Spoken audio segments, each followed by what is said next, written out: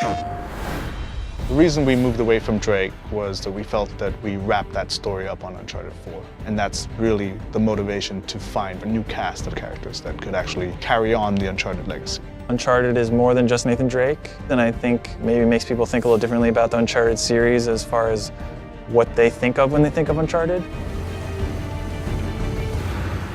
We started trying to keep it short. We started trying to keep it contained. But like all Naughty Dog games, it's story-driven, and we need the time to tell the story accurately. We needed to go into the past, dig a little deeper than, the surface, and it just blew up. We started expanding to get character arcs developed, and before we knew it, it's full game. We're treating it as seriously as an Uncharted game. The game could stand on its own as an entry in the series. It's going to be the sum of Uncharted's in terms of gameplay experience with some of our beloved characters, some of the most fan-favored characters. Well, there were many ideas on the table, like Sullivan and Sam's story, but they all were very closely related to U4, so we wanted something that was fresh, something that was new, and Chloe, being a fan favorite, we thought we would explore her story. Then we thought about, okay, well, who would be a good pairing with Chloe Fraser? We were like, well, what if Chloe Fraser wanted to explore her past, go back to India, to her roots, and what if she needed someone like Nadine Ross as a partner? We find these symbols. We find the tusk. And then that was the kind of jumping off point of these two interesting characters together. We can put them wherever we want. We know that there's going to be fun stuff happening, and Chloe is more improvisational. Nadine is more logical. We know that there's going to be great conflict if we throw those two together. That's supposed to happen? Dunno. Chloe Fraser has interest in the Tusk of Ganesh, which is a treasure that's in India that is kind of close to her. Her father was an archaeologist. He had tried tracking down this tusk before in the past. So for Chloe, there's a personal attachment to the tusk. For Nadine Ross, she is on the verge of bankruptcy. She's lost Shoreline, and she desperately wants to regain control.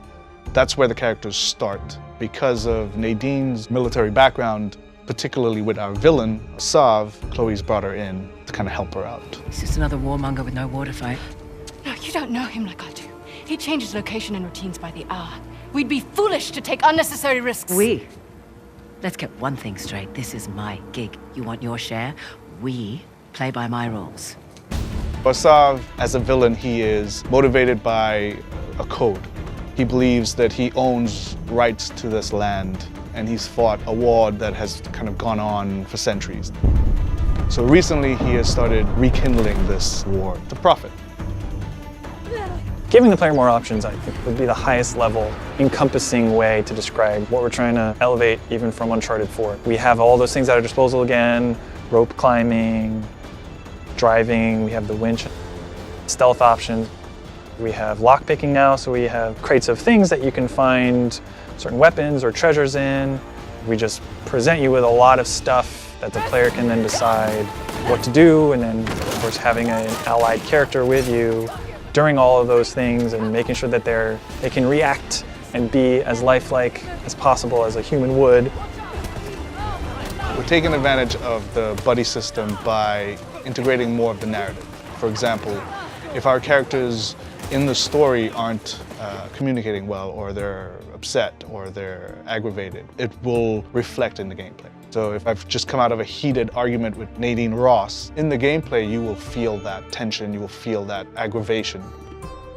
The challenge for us was this player-driven space. It's not open world, but it's vast, and you have player choice that you can go and experience it differently. There's things to find a true sense of exploration, but the goal being that you're just exploring and freely doing things, and then the story is still progressing in the way that they would expect from an Uncharted game.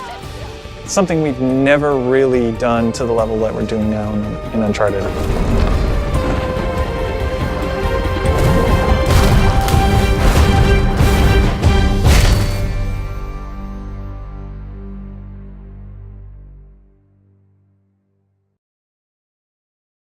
PlayStation